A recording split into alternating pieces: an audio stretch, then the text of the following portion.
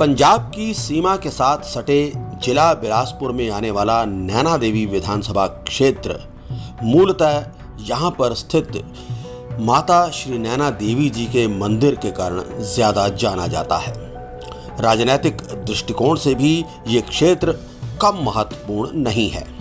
यहाँ के करीब 74,000 मतदाताओं में से अधिकांश दूर दराज पड़ने वाले छोटे छोटे गांवों में रहते हैं। पिछले 5 साल से इस क्षेत्र का प्रतिनिधित्व कांग्रेस के रामलाल ठाकुर कर रहे हैं।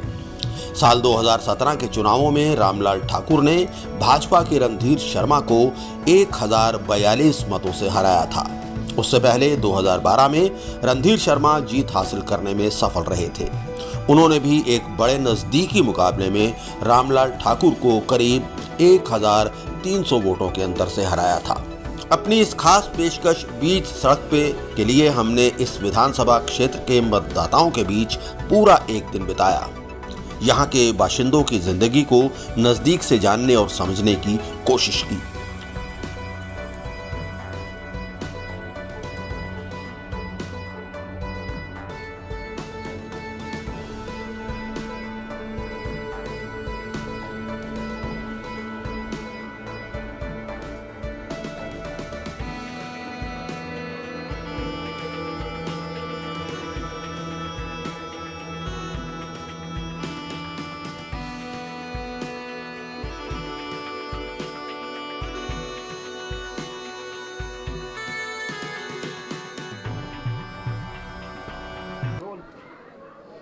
नमस्कार, N1 लाइव पर आपका स्वागत है। मैं हूं संजय मल्होत्रा और मेरे साथ हैं मेरी सहयोगी सिमरत शर्मा। हिमाचल प्रदेश में इलेक्शंस अब बिल्कुल नज़दीक हैं। कभी भी यहां पर इलेक्शंस का ऐलान हो सकता है और उसके साथ साथ आज एक और बहुत ही अहम दिन है और वो है आज से नवरात्रों की शुरुआत हो रही है। और हिमाचल प्रदेश के एक बहुत ही मुकद्दस, एक बहुत ही पवित्र स्थान से हम आज अपने इस कैंपेन की शुरुआत कर रहे हैं। हम इस वक्त नैना देवी जी टेंपल में मौजूद हैं। नैना देवी टेंपल तो आप जानते ही हैं। इसके साथ साथ नैना देवी हिमाचल प्रदेश की एक कॉन्स्टिट्यूएंसी भी, एक विधानसभा क्षेत्र भी है। विधानसभा क्षेत्र नंबर 49 इसको कहा जाता है। बिलासपुर ज़िले में ये पड़ती है और अगर लोकसभा कॉन्स्टिट्यूएंसी की बात करें तो ये हमीरपुर का हिस्सा है। हम नैना देवी से अपने इस विशेष अभियान की शुरुआत करने वाले हैं। इस अभियान के तहत हम आपको न सिर्फ आज जिस तरह से नैना देवी लेकर आए हैं, बल्कि और भी बहुत सारे हलकों में, बहुत सारे क्षेत्रों में हिमाचल प्रदेश के आपको लेकर जाएंगे। वहाँ के लोगों के साथ आपकी बातचीत करवाएंगे, यहाँ की समस्याओं को, यहाँ के मसलों को जानने की कोशिश करेंगे और इसके साथ साथ ये भी जानने की कोशिश करेंगे कि चुनाव किस तरफ जा रहा है। नब्ज़ पर भी हम लोगों की हाथ रखने की कोशिश करेंगे और इसमें मेरा सहयोग देंगी मेरी सहयोगी सिमरत शर्मा।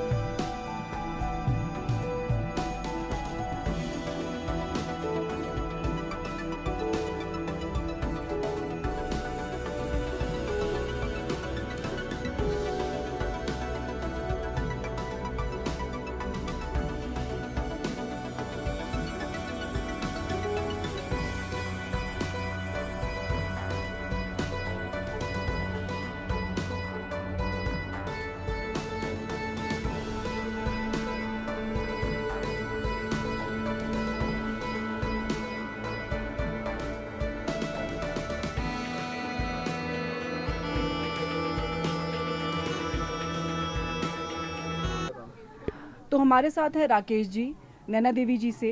तो राकेश जी, आपको क्या लगता है आने वाले चुनाव में क्या मुद्दे रहेंगे लोगों के वोट करने में, क्या वो सोचते हैं, क्या होना चाहिए जिसके बेसिस पे एक वोटर अपनी वोट को किसी भी पार्टी को देगा? बाकी यहाँ पे आने जैसे लाखों श्रद्धालु साल भर में आते हैं यहाँ पे, तो उनके लिए सुविधा अच्छी होनी चाहिए रहने के लिए, और उनको आने जाने में कोई सुविधा में से जैसे कोई कठिनाई ना आए। और जैसे पीने का पानी का हो गया, उनका रहने का यहाँ पे हो गया। तो क्या आपको लगता है कि अगर सरकार बीजेपी की थी और यहाँ पर लोकल एमएलए जो था कांग्रेस का है, तो ये भी एक प्रॉब्लम बनती है कि कोई एरिया में कोई डेवलपमेंट के लिए, कोई सुधार के लिए? सरकार उधर फिर बीजेपी की थी और एमएलए हमारा कांग्रेस का था, तो डेवलपमेंट नहीं हो रही है। यहाँ पे हर बार ऐसे ही होता है, एमएलए कांग्रेस का होता है तो बीजेपी की सरकार सेंटर में। साल 2022 समाप्त होने वाला है और हिमाचल प्रदेश की जनता एक बार फिर से जनादेश देने के लिए तैयार है। हालांकि तारीखों का ऐलान अभी नहीं हुआ है, लेकिन जल्दी ही ऐलान हो जाएगा और उसके बाद से यहाँ पर चुनाव आचार संहिता भी लग जाएगी। और इसी दौरान हम आपके साथ हिमाचल प्रदेश की यात्रा पर रहेंगे। हिमाचल प्रदेश की सड़कों पर हम रोज़ाना आपके साथ मुलाकात किया करेंगे, रोज़ाना आपको हम सड़कों पर नज़र आएंगे। मेरी सहयोगी सिमरत शर्मा मेरे साथ होंगी और हम आपके साथ रूबरू होंगे अपने ख़ास कार्यक्रम बीच सड़क पे। सड़क के बीच हम आपके साथ बातचीत करेंगे, क्योंकि हमारे देश की जनता की ज़िंदगी में सड़कों का ख़ास महत्व है। सड़कों के किनारे ही हमारा देश बसता है, सड़कों के किनारे ही हम कारोबार करते हैं। सड़कें हमें एक स्थान से दूसरे स्थान तक लेकर जाती हैं। सड़कें एक तरह से हमारी तरक्की की, हमारी प्रगति का प्रतीक हैं। ये सड़कें हमें कहाँ तक लेकर पहुँची हैं, हिमाचल प्रदेश कहाँ तक पहुँचा है, ये हम अपने इस खास कार्यक्रम बीच सड़क पे आपके साथ, जब भी आपके साथ मुलाकात करेंगे, बीच सड़क पे करेंगे और आपसे आपकी राय जानेंगे। आपके जो नेता लोग हैं उनके बारे में जानेंगे, आपके जो मुद्दे हैं उनके बारे में जानेंगे। आपका शुभ नाम जी? मेरा नाम करमचंद शर्मा नाम है जी। अच्छा जी। मैं यहाँ का स्थानीय निवासी हूँ जी। और जो यहाँ सड़कों के हालत है वो भी बदते बदतर है जी। स्लाइड हो रहा है, सड़कों में भी बहुत समस्या आ रही है लोगों को जाने आने के लिए। और महंगाई इतनी बढ़ गई है कि यहाँ जो है मतलब लोगों का जो है जीवन जो है वो कठिन से निर्वाह हो रहा है। और जो अपने बेरोजगारी है, हमारे जो नौजवान युवक है वो सड़कों पर ऐसे ही बेरोजगार घूम रहे हैं। सरकार ने 5 साल में कोई सुध नहीं ली। हाँ जी। आप यूँ कहते हैं सरकार ने कुछ नहीं किया है, तो आपको क्या लगता है कि जो आने वाले चुनाव में ये सारे कारण बनेंगे जब एक वोटर वोट करेगा, कि या फिर एक सुध में चलता जाएगा? नहीं, बिल्कुल जी यही बनेगा, क्योंकि 5 साल में बेरोजगारी जो है ज़्यादा फैल गई है और महंगाई जो है वो आसमान छू रही है। लोगों का जो जीवन है वो कठिन से यहाँ निर्वाह हो रहा है। बेरोज़गारी के अलावा आपको लगता है कि जो यहाँ का सारा इंफ्रास्ट्रक्चर है, जैसे रोड्स हैं या स्कूल हैं या कोई इमारतें हैं जो यहाँ पर होनी चाहिए, मेडिकल फैसिलिटीज़ हैं, उसमें कोई बढ़ोतरी हुई है, कोई अच्छा हुआ है? आपको लगता है कि कुछ और भी यहाँ पर होने की ज़रूरत है? कोई ज़्यादा बढ़ोतरी नहीं हुई, कुछ नहीं हुआ। और महंगाई ज़्यादा बढ़ी, बस सबसे बड़ी ज़्यादा महंगाई जो मार दे रही है गरीब आदमियों को। यहाँ जो है इतना उत्पादन नहीं होता है, फसलें नहीं होती है और मतलब कोई इतने एम्प्लॉय जो सरकार ने कोई नौकरी नहीं दी, इसलिए जो है मतलब लोगों का जीवन जो है वो मतलब बहुत कठिन से निर्वाह हो रहा है। तो सारे आपके आसपास जो भी हैं, आप तो लोगों के सब मिलते होंगे, आपस में जो बात करते हैं, सभी लोगों का यही एक विचारधारा बनती जा रही है। यहाँ फसलें नहीं होती है इतनी ज़्यादा, यहाँ जो है कोई और साइड वो नहीं है, बिजनेस नहीं है ख़ास जिनसे लोग अपना गुजारा करें, या फसलें जो है इतनी ज़्यादा नहीं होती है जिससे वो अपना जीवन निर्वाह करें। जंगली जानवर बहुत होते हैं, जो थोड़ा बहुत बीजते हैं लोग, वो भी फसलें जो है जानवर खा जाते हैं। ऐसा भी सरकार ने कोई प्रावधान नहीं बनाया कि जंगलों के जो जानवर है उनके लिए कोई ऐसा लोगों को फैसिलिटी दे, या कोई यहाँ इस एरिए में जो डैम होस्टेज लोग बसे हुए हैं इनके बारे में, जो डैम से उजड़े लोग, वो उन्होंने इतना लोगों को मतलब पंजाब के लिए बिजली दी, दिल्ली तक बिजली दी, ये बांध लगा। डैम होस्टेज जो किनारे किनारे बसे हैं उनके लिए आज तक मतलब जो है कोई भी सरकार ने कोई ऐसी फैसिलिटी नहीं दी जिससे उनका जीवन जो अच्छा चले या उनको कोई साइड इनकम हो, या उनकी बिजली भी मतलब जो है थोड़ा बहुत उसमें भी राहत मिले, वो भी नहीं मिली। हाँ जी। तो ये बहुत इम्पोर्टेंट मुद्दे रहेंगे जो भी लोग हिमाचल के वोट करेंगे, स्पेशली इस एरिया के, उन्हें लगता है कि यहाँ पर अभी तक कुछ भी नहीं हुआ है। बेसिक्स तो सबको ही चाहिए और बेसिक के अकॉर्डिंगली इन जो यहाँ के लोग हैं, नागरिक हैं, उनको रोज़मर्रा में तकलीफ़ों का सामना करना पड़ता है। सर, सबसे पहले मैं युवा हूँ, युवा के हित में बात करूँगा जी। तो जैसे कि आज जो हमारा हिमाचल है, आज हमारा जो एक युवा है वो बेरोज़गार है और वो डिग्रियाँ तो है उसके पास, लेकिन वो आज दर दर की ठोकरें खा रहा है वो नौकरी के लिए, क्योंकि आज जो हिमाचल में रोज़गार नहीं है। सर, मेरा नाम राहुल कुमार, जी मैं वार्ड नंबर 4 श्री नैना देवी से हूँ। जी मैं सरकार के खिलाफ बोलना चाहता हूँ। जी जो बिल्कुल। यहाँ की रेगुलर सरकार थी भारतीय जनता पार्टी, और ये विफल रही है। यहाँ बेरोजगारी बहुत ज़्यादा है। जो कि यहाँ के सोर्सेज है, जैसे कि ट्रस्ट में मुलाजिम रखे जाते हैं, आउट डिस्ट्रिक्ट से रखे जाते हैं, और जो कि यहाँ के लोकल लड़के हैं या लड़कियाँ हैं जिनको रोज़गार नहीं मिलता है, वो इनके खिलाफ लड़ाई लड़ते हैं। कोई इंडस्ट्री वगैरह आपके यहाँ है कोई जिसमें अच्छा रोज़गार मिलता हो, या कोई बड़ा ऑफिस यहाँ पे है आपके एरिया में? सर, इंडस्ट्री एरिया तो है, लेकिन जो रेगुलर सरकार है, उनके जो विधायक थे, उनका है कि बस उनकी पर्ची लेके आओ तब आप लगेंगे, दूसरों को किसी को रोज़गार नहीं है। कहीं जैसे ऐसा यहाँ पे रेलवे का भी काम चला, उसमें भी धंधाली चली लगातार। हमने भी इंटरव्यू दिए, हमने भी पास किए, लेकिन उन्होंने हमारे को नहीं रखा। वो बोलते हैं कि यहाँ के विधायक से लिखा के लेके आओ। से हमारे अभी एम्स में भर्ती हुई तो गुजरात से यहाँ पर जो है वो लड़के भर्ती किए गए, लेकिन हमारे जो बिलासपुर के लड़के हैं उनको एम्स में नहीं रखा गया। और हमारे इधर 4 लाइन का काम चला हुआ है, रेलवे का काम चला हुआ है। हमारी कॉन्स्टिट्यूंसी से कोई भी लड़का रेलवे और 4 लाइन में नहीं है, अभी तक उन्होंने भर्ती किया है, और ना ही उनको रोज़गार है।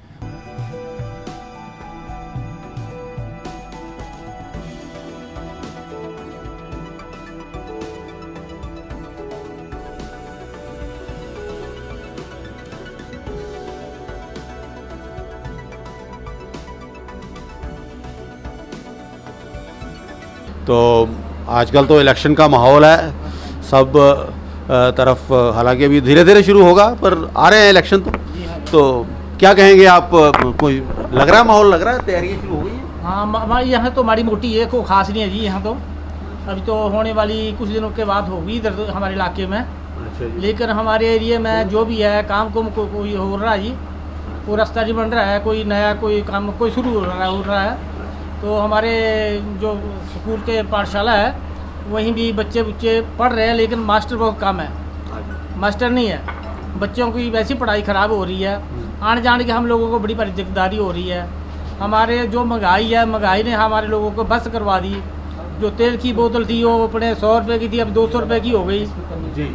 तो अपना जो ये बोल रहे हैं कि डीजल है, पेट्रोल है, दुगने रेट हर एक चीज़ महंगी हो गई जी। गरीब जनता कहाँ जाएगी जी? गरीब जनता जाने का बहुत मुश्किल हो गया। हमारी इस खास पेशकश बीच सड़क पे, इसमें हम आपके साथ सड़कों के ऊपर घूम रहे हैं, हिमाचल प्रदेश की सड़कों के ऊपर घूम रहे हैं। और इस समय हम नैना देवी कॉन्स्टिट्यूंसी में हैं। ये भी सड़क है, आप देख सकते हैं कि ये सड़क जो है किस तरह की सड़क है। तो इस तरह की सड़कों पर भी लोगों को यहाँ चलना पड़ता है। और ये सड़क जो है नैना देवी के एक बहुत ही महत्वपूर्ण स्कूल, एक सीनियर सेकेंडरी स्कूल जिसको स्लोहा सीनियर सेकेंडरी गवर्नमेंट स्कूल कहा जाता है, वहाँ पर ये जाती है। करीब 2-2.5 किलोमीटर का ये स्ट्रेच है जो कि बिल्कुल इसी तरह का है, एकदम से कच्चा स्ट्रेच है जहाँ पर बच्चों को रोज़ाना पैदल जाना होता है, क्योंकि आप देख सकते हैं कि ये मोटरेबल रोड नहीं है। यहाँ ना तो कोई गाड़ी जा सकती है, ना ही स्कूटर मोटरसाइकिल चलने की यहाँ पर कोई प्रोविज़न है।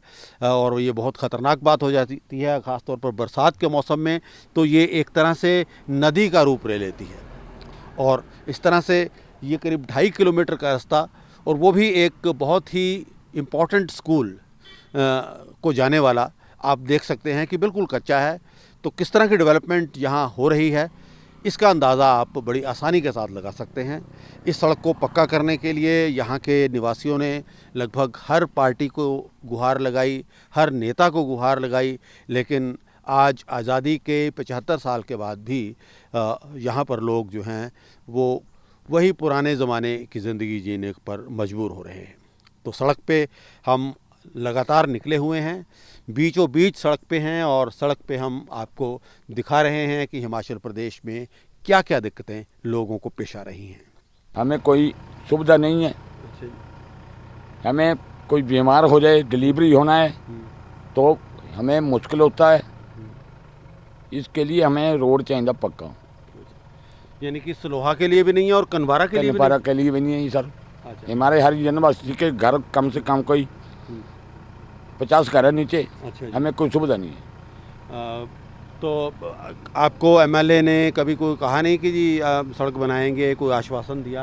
हाँ किया था एमएलए ने, 14 लाख रुपए का एस्टीमेट बना हुआ है, वो हमें कुछ भी नहीं मिला। अच्छा। अभी वोटें आ रही तो हमारे से हर कोई पूछ रहा। अच्छा, तो आपका क्या विचार है इस बार की वोटों में, आप क्या करने जा रहे हैं? हम वोट डालेंगे उसको जो काम करेगा, नहीं तो डालेंगे ही नहीं। नहीं, पर इसकी क्या गारंटी है कि कोई काम, क्योंकि आपको तो काफ़ी देर से गारंटी तो तभी बनेगी जब काम देंगे, करेंगे। और क्या दिक्कतें आ रही है आपको? एक तो ये सड़क की दिक्कत है जिसकी वजह से ऐसी भी आती है, डिलीवरी होना होता है। अच्छा। डिलीवरी होना होता है तो हमें 4-5 बंदे को उठाकर वो जनानी ले आनी पड़ती है पर को। अच्छा। हमें मेरी जो बहू थी उधर डिलीवरी होनी 2 साल पहले। अच्छा। तो बरसात पड़ी हुई थी, अब फिर 10 बंदे ने मंजे पे उठाकर तभी ऊपर बुझाई हो।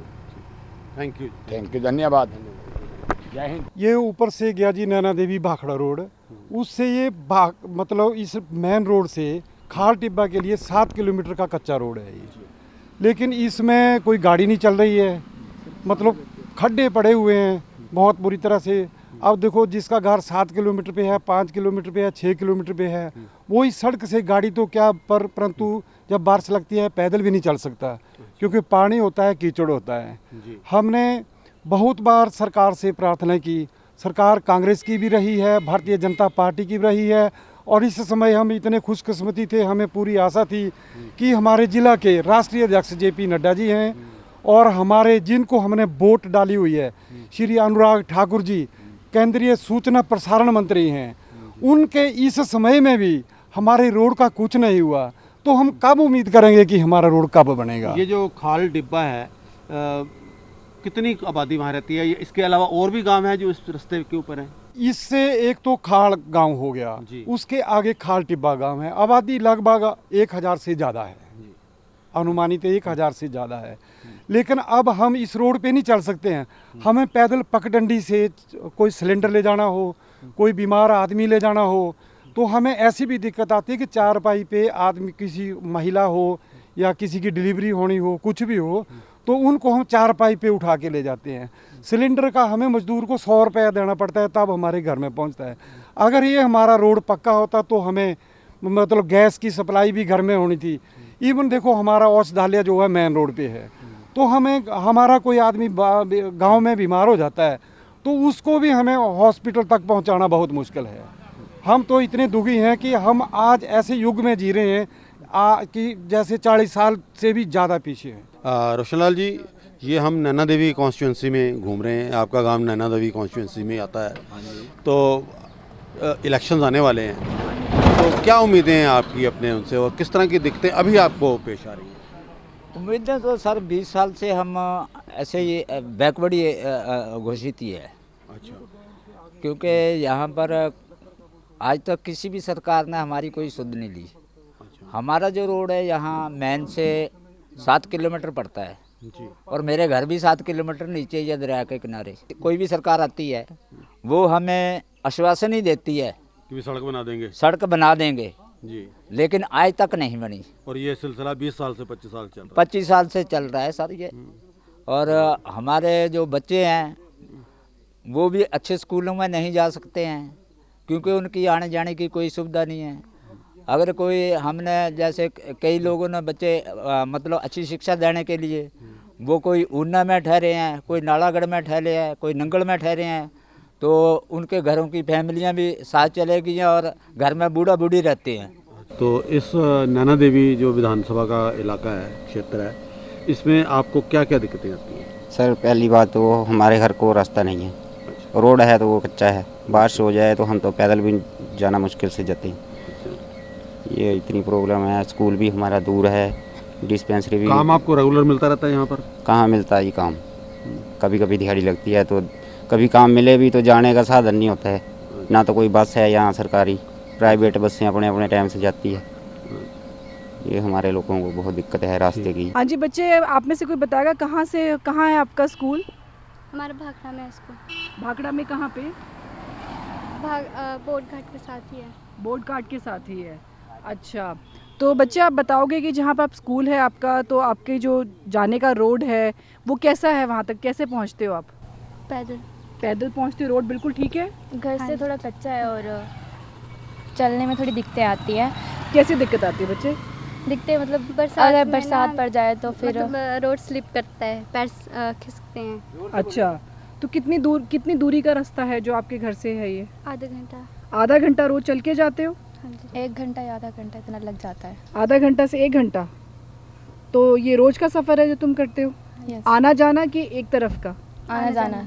अच्छा, तो अगर बारिशें हो जाती है तो जा पाते हो अच्छे से? जाना पड़ता है वैसे, फिर ज़्यादा टाइम लग जाता है। ज़्यादा टाइम लग जाता है? हाँ। और फिर गिरने चोट लगने का डर भी होता है? हाँ, गिरते भी हैं। चोट भी लगती होगी। तो आपको क्या लगता है कि आपकी गवर्नमेंट है, अब जो आप तो बहुत छोटे हो अभी आप वोट नहीं कर सकते, पर आपको लगता है कि आपकी गवर्नमेंट को आपको एक अच्छी रोड प्रोवाइड करनी चाहिए? हाँ जी, ये करनी चाहिए। हाँ जी। अगर बोलोगे तभी प्रोवाइड करेगी? हाँ जी, होना चाहिए। होना चाहिए, क्योंकि आपका बेसिक एजुकेशन का राइट है।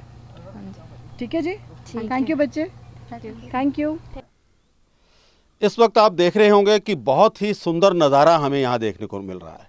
चारों तरफ पानी ही पानी है, बहुत ही खूबसूरत पहाड़ियाँ हैं और यहाँ से हम देख तो नहीं पा रहे हैं, लेकिन भाखड़ा डैम यहाँ से सिर्फ चंद मीटर की दूरी पर है। हम इस वक्त गोविंद सागर में हैं। गोविंद सागर ने, भाखड़ा डैम ने भारत को बहुत कुछ दिया है। आज जो तरक्की हम हिंदुस्तान में देख रहे हैं, पूरे देश में देख रहे हैं, पंजाब में देख रहे हैं, उसके पीछे भाखड़ा डैम का बहुत बड़ा योगदान है।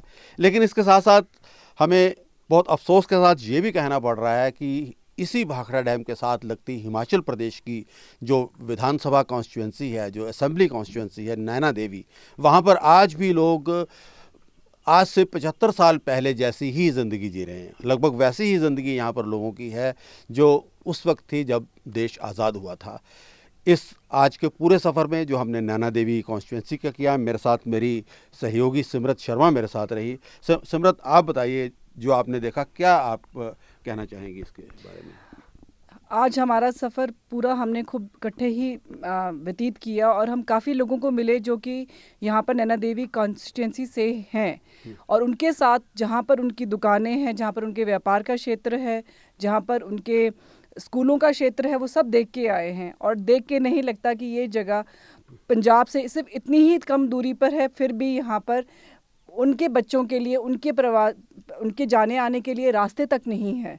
उनको करीबन 7-7 किलोमीटर पैदल जाना पड़ता है या पानी को पार करना पड़ता है आज भी। और ये बहुत ही विस्मय वाली चीज़ है, क्योंकि हमें लगता था कि शायद भाखड़ा है तो भाखड़ा डैम बना हुआ है, यहाँ पर इतनी ज़्यादा तरक्की हुई होगी, बट केवल कुछ चंद मिनटों पर ही बहुत ही नज़ारा डिफरेंट है जो कि हम नॉर्मल भाखड़ा के पास देखते हैं या हिमाचल के सटे हुए और जगहों को देखते हैं।